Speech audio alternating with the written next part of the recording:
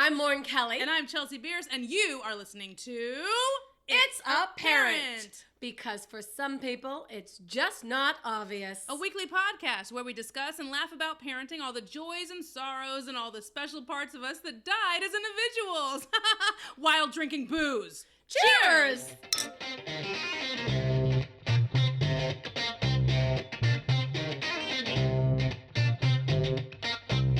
Hi, everybody. Hi. Hello. How's it going? It's Rosé Day. I thought you were waiting for an answer. No. Hello. Why? Hello. How are you? Great. Fantastic. Okay, Glad to hear. Excellent. Well, how are they going to answer me back? That's my point. That's what we should be asking. I should say, "Hey, Chels, how are you?" And you should say, "Nothing." Crickets. Case in point. So today is Rosé Day. Yeah, it's Rosé Day. I didn't know we were actually naming it that. Yeah. But I feel like it needs to be colder.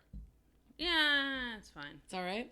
Yeah, I mean, it's rosé, you know? I mean, I feel like rosé can be like snow cone flavor. That's what it tastes like to me. It should be. Right? Like you know, now adult we're talking. snow cones. Yeah. Dude! That's a business. We should have an adult what themed... No, don't say it on air. Someone will steal it. Oh, yeah. Yeah. We've got nothing but thieves listening. All right, yeah. I'm calling the copywriters right when I'm off the phone. Don't steal it. It's a horrible idea. We would never come. We would never come. Rosé cone. Wine cone. Wine cone? Oh, like pine cone. Ah! And that could be our little thing. It could be a little cone, like a wine glass that looks like a ice cone. Yeah, ice cone. What's that? A snow cone. Oh, okay. Wait.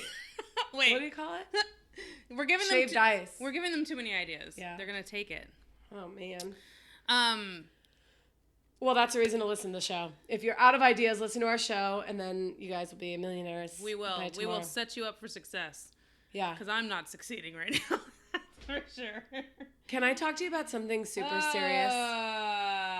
Sure. But you have to make it funny, because that's kind of the deal with our listeners. Okay. So if you talk about something serious, I have to like lighten it up. Yes. And vice versa. Yes. Okay. Okay. Go. We are going back to court. Yada da da da da yada da da da da. That's where I'm going to leave that. We are going back to damn court. I am so over court. A basketball court? Yeah. Huh? A tennis court? The kind where people play with fucking mallets. Yes. Oh, a croquet court. Oh. So we are going back to court this time. Why? Because of child support. Which she has not paid. Is Correct. This correct? Okay. Correct. Okay. Incredibly long story short, bullet points are... Go. Went to court for child support for the first time only because we have the kids full time and she has not followed her court order to pay half of all the boys' expenses, i.e. school, books, doctor bills. Okay, can I ask a question real quick? Yes. Okay, we're on bullet point 1 and I already have a question. Okay. My question is, because I've never had to deal with courts and step-parents. You lucky SOB. So I don't understand this, really. Right. So I'm going to ask questions like a 6-year-old would, because I don't get it. Now, when you say that she has to pay half of the boy's needs, is that a flat fee that she pays every month, or do you submit receipts and stuff to a lawyer or some sort of third party and they give her the total that she pays for that month? Originally, it should be he gives her the receipt and she reimburses him. And he's done that, but he never sees the money. So she's never paid in 6 years. Now, are those receipts, you guys have the originals and she is given copies so that everything is still on the up and up and you guys have... Okay. She could pay half. Like, if she ever went to the boys' registration or, like, their first day of school, she could just do a check and pay half, but she never goes to things like that. Even when we had 50-50 custody. So, yes. Oh, so she could pay stuff right there on the go so that she doesn't have to worry about at the end of the month communicating with him or anything, or handing over this huge lump sum that has everything in okay. Well, now it is a huge lump sum, and the problem is that since we've been the sole providers since Danilo has been since the beginning of time, from what I understand, but since I've come into the picture, it's just been the two of us.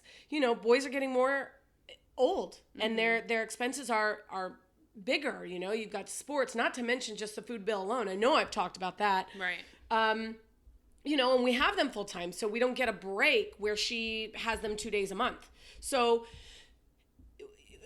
okay, so bullet point 1, that's a big we bullet went point. to court, and by the time we went to court, she had quit her job and become paralyzed.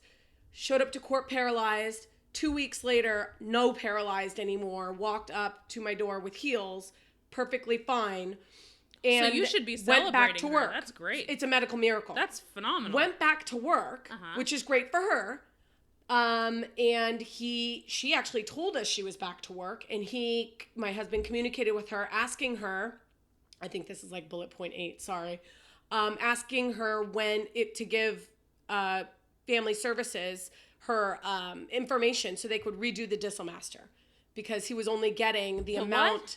The what? Disselmaster is what it's called when they do the math based on two people's incomes to come up with what the child support is. Gotcha.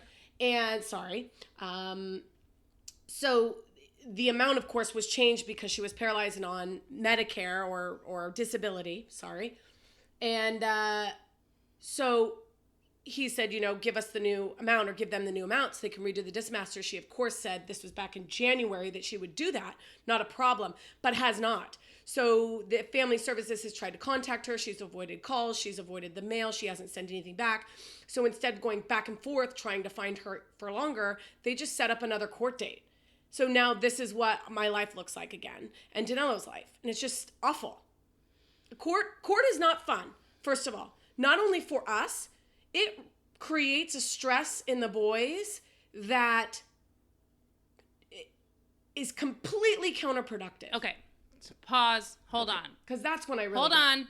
Okay. Pause. Right. I'm going to drink. Pause. First of all, we need something way stronger than fucking rosé. I know. Okay. Second of all, because I don't know anything, okay, these are kind of dumb questions, but I don't care because I don't understand. Now, the boys, you say, get stressed out when court stuff comes up. Now, do they actually go and they're... No. Okay, that was my question. Because I thought that usually the kids stay out of this whole... Absolutely. They have nothing to do with this. Yeah, and we don't talk about it with them. Well, we do. I mean, we do. Yeah, we talk about it. Right. But I also have to talk about it. Are you kidding me? I mean, to me, this is all so simple. Just work together, people. Both of you. Just work together. If you have children, just pay for their things that they need and be supportive and go to the things and pay your half. And if you choose not to have your kids, because that's the case, she says she misses them and she wants to be with them, but she's done nothing to make her situation so that she can. So if that's something you can't do, then at least support them financially and emotionally in the sense of going to their games and be there and pick them up on time. And right.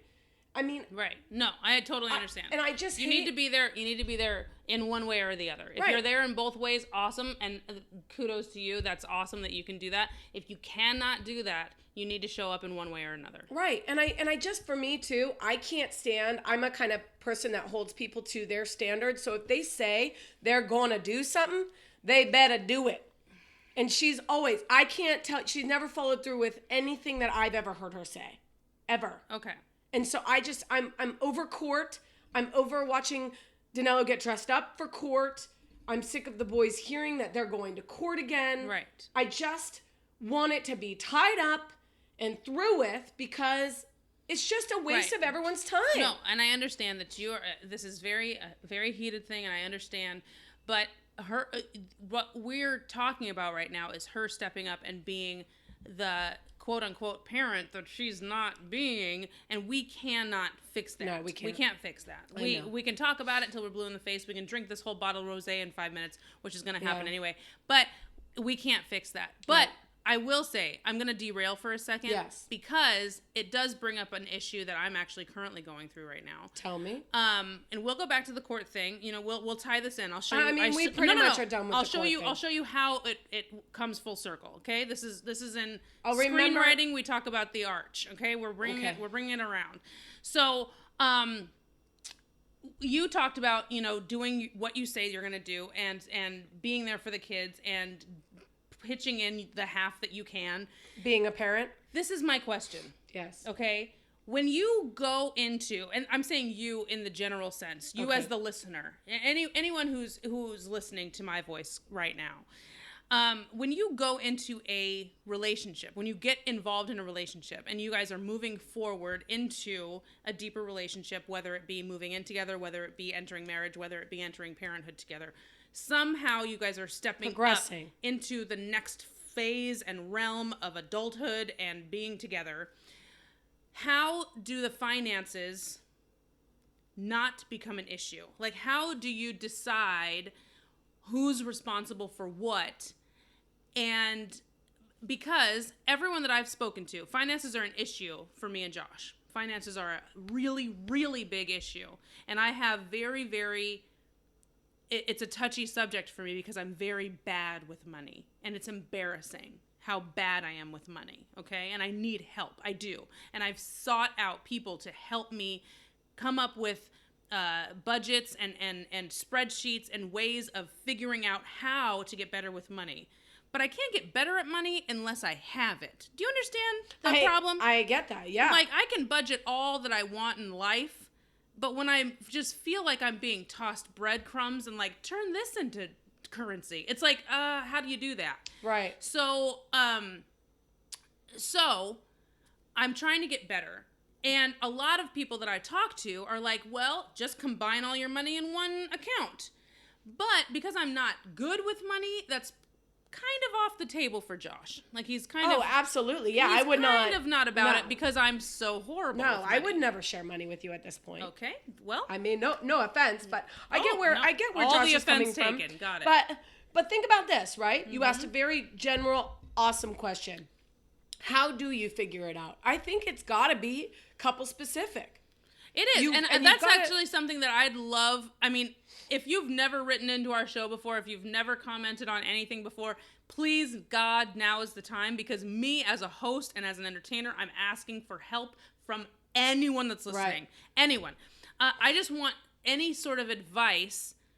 How did you do it? How did you and your partner overcome the woes that are financial problems? Because they are legit. And I feel like they attack every single couple in the world. Right. But you figure out what works for you and you go. Kind of like parenting. Parenting's not the same left and right, next door to you, up and down, left and right. It's not the same. And it's not going to be the same because every person's different, parent's different, child is different, whatever. But how do you get over the money thing? How do you fix the money thing? How does money not tear you to shreds every single month? So I think there's a... Because I'm shredding right now. Don't shred. Don't shred. I'm a shred. Don't shred. You can't drink wine if you're a shred. You can. It just fucks you up faster. That's probably right. You're a little sliver. I'm picturing like a little piece of cheese. That's me. I'm a cheese. You're a little cheese. I'm slice, a shred cheese. Like a little... Like out of a grinder. What do they call that? A shredder. A shredder. A cheese shredder. A cheese grater. Oh, great. You're great. You're great. Stop it. You're so great. GRATE does not mean the same thing. Listen, I think that one thing that Danilo and I did was we sat and we had to talk about it. One, we talked about it before we got married, and we kind of discussed what was the amount of money that each of us could spend without talking to the other person. And that amount... This is extracurricular? Yeah. Anything. If, for instance... We cannot just go separately and buy a brand new car without discussing it with each other first. But no matter whose money it is. You're talking to someone who doesn't make money. So buying a car, you might as well say, Well, you're not going to ask about buying a candy bar, right? So that was, what I'm saying is that was the first conversation we had about money. Mm-hmm. The other conversation we had about money was, who is paying for what? Who is paying for the mortgage, rent? Who is paying for the bills? Who is paying for the children? Who is buying the groceries? And we went through and we discussed that my income would be our savings. After a lot of arguments about it, right?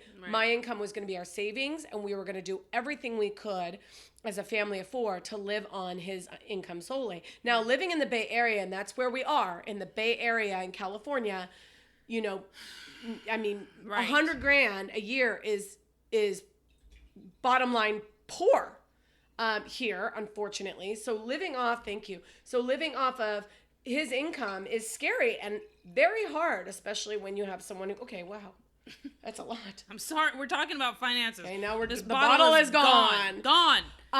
We're less than. We didn't drink it all yet. The show just started. You guys, we're not that bad. We're it's what? only 14 Yeah, we're not even in. halfway. So we kind of talked about that. And then, it's a process of, okay, now you had the discussion. Now you have to implement it. And the implementation is the hardest part, in my opinion, because life happens, man. Like, Okay, a root canal came up. But here's the issue, though, is if you do have those things laid down, and these are who's going to pay what, and this is my job, and this is the numbers that I have to hit each month. That gives me a goal, and I'm super pumped up, and I'm like, I'm so competitive that I'm like, I'm gonna do it, right? Yeah. But if I fail, I don't fail well. Let's put it that way. Nobody does. Okay, but it's really, really hard for me to put the tail between my legs, tell somebody that I failed, and this is how badly I failed.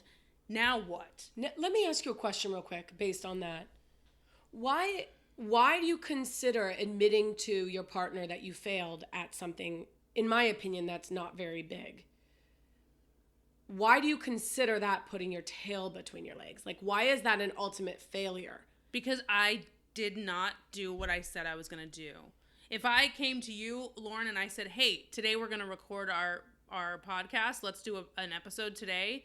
And something came up and I had to come to you and be like, man, we couldn't do it today. You know what I mean? Right. And we rescheduled and did it, whatever.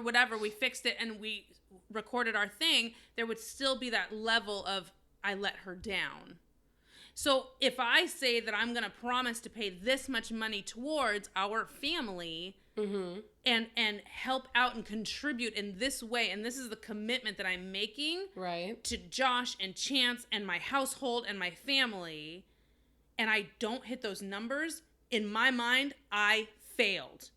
You're putting way too much pressure on yourself. But I'm not in any way saying don't man up and like admit that you're wrong. But that's the thing, is that I do man up and say that I'm wrong, but I don't know how to remedy that if money is, honest to God, not coming in. If I'm not making what I say I'm going to make, then something is wrong on my end. I'm not doing it. Well, I have to go out and do it. You just have to be honest about what you're making. And there's always prostitution.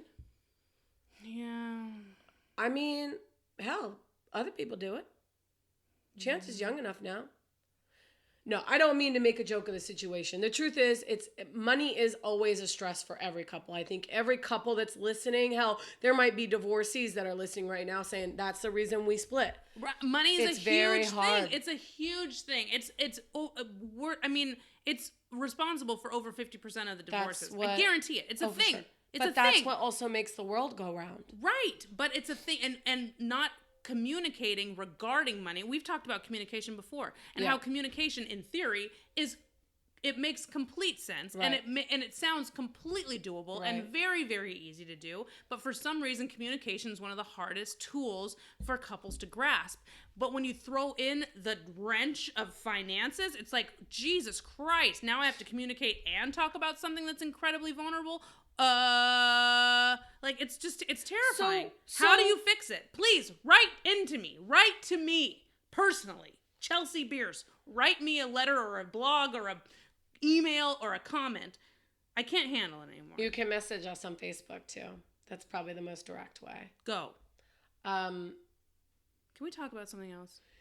Let's talk about success. Because this is a really great segue. Oh, that's phenomenal. Yep. How do you measure success, Chelsea? I have absolutely no idea. I don't know. That's a tricky question to ask somebody in the entertainment industry, because you could get the biggest job of your life, the dream job of being on Broadway. That was my dream for a very, very long time. When I lived in New York for 5 years, I auditioned for Broadway left and right. I auditioned for national tours left and right. You can get your dream job.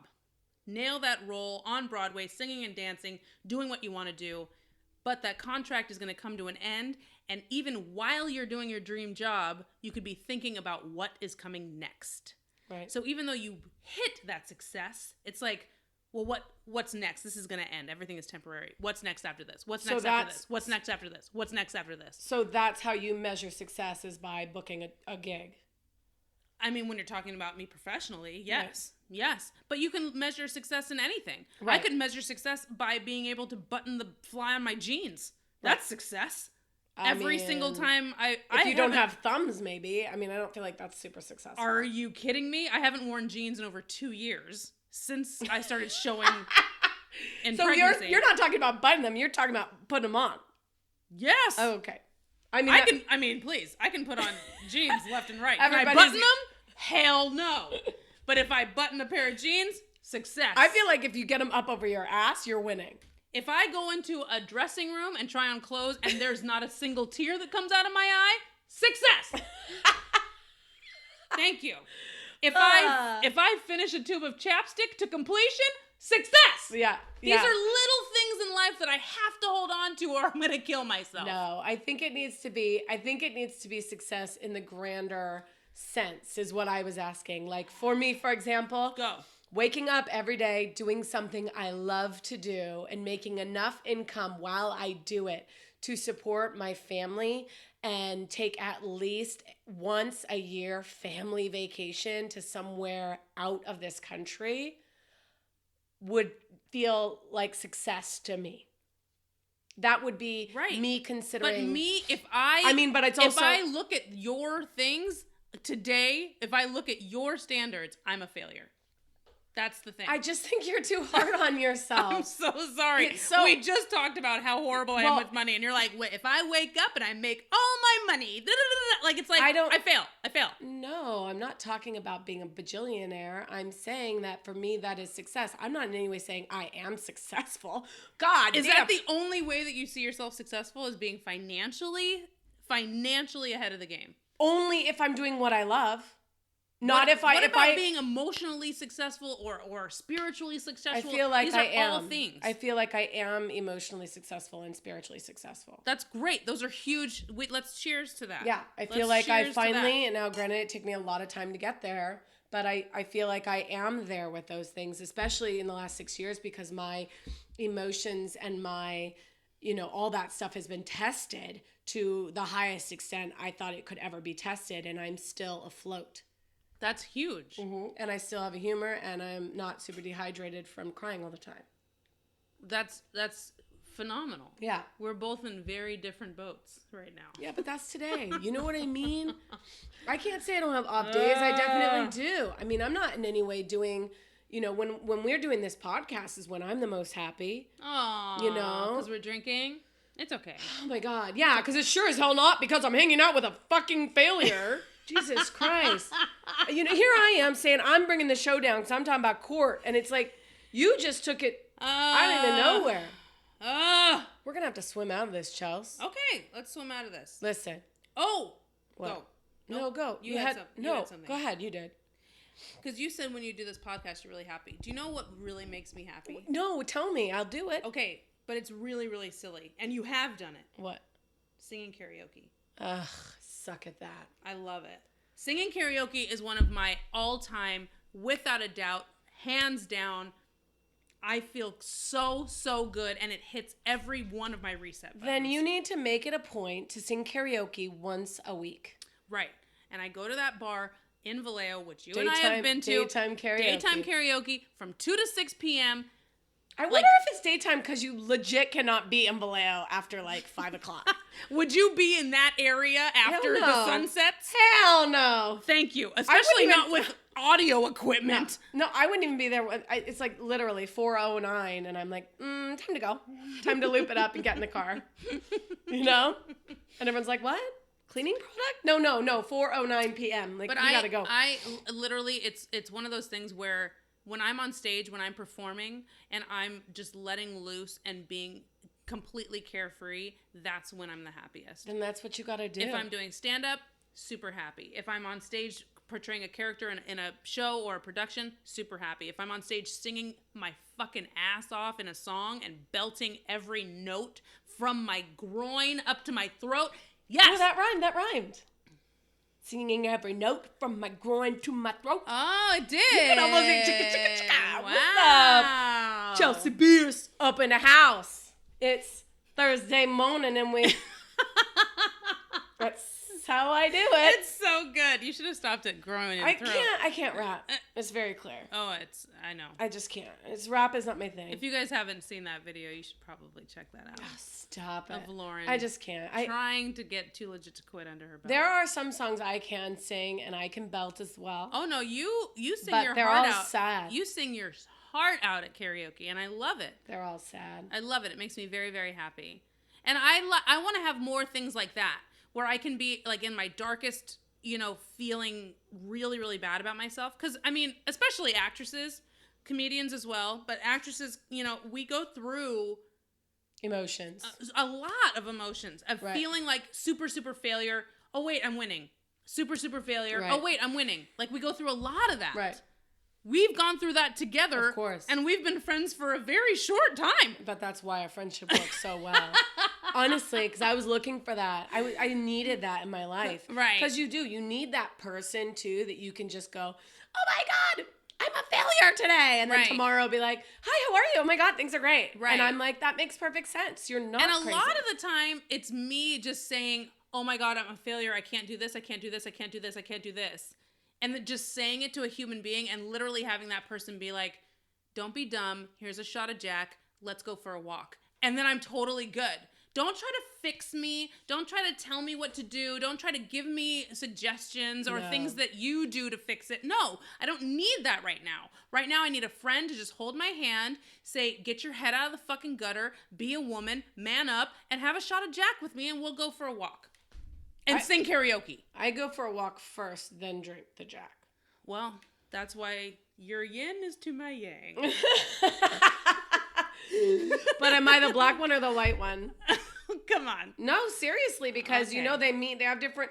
I'm not making it. Why you always got to make it a race thing? You clearly said, am I the black one or the white one? You can either be white with a black center. Right. Or white with a black center. Yes, but the black and the white mean different things. I don't know what they mean. The light is the positive and the black is the negative. Oh. And that's why they fit. But they have the different colors in each of them because they can't be one without the other. Okay. Right now, I feel the like you're white. You're the light. Yeah. But not because I'm a white girl. You're really white. Right now, you're white and I'm black. Sometimes I'm the white one. Sometimes.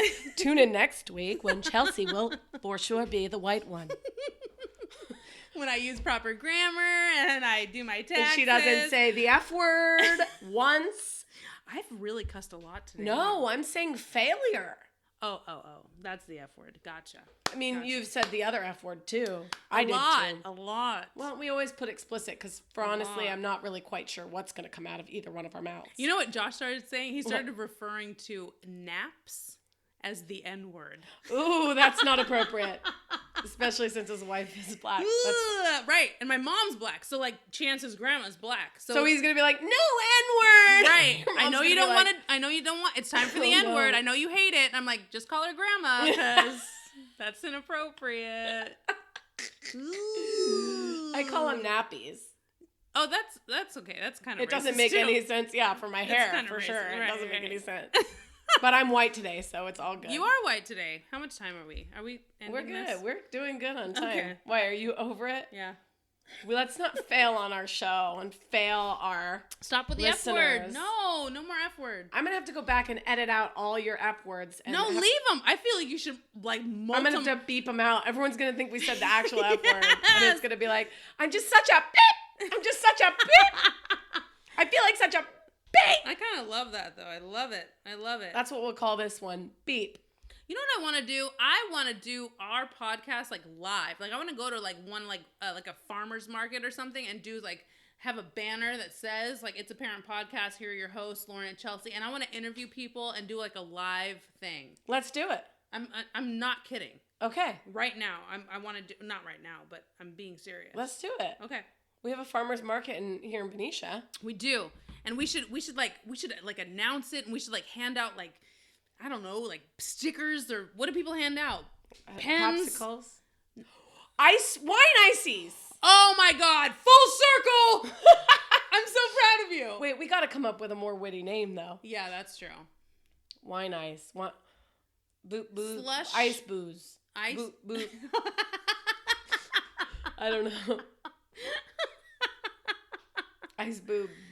Don't say boobs. Well, we would get more customers. I was thinking offer 2. If they get 2, then they get ice boobs. If they and we should put one. like a Tootsie Roll at the top of each one. Oh, to be little nips? Little nips. Yeah. That's the other N word. Hello. That's crazy. What are we talking about? I don't know. There's this rosé that's almost gone. Man, how did we do 30 minutes well, on nothing? You know what? A bottle of wine is only technically 4 glasses. Right. So we've only actually had 2 each. Okay, that makes me feel better. Also, we're not completely done. We're not completely done. Day's half over. But we have our little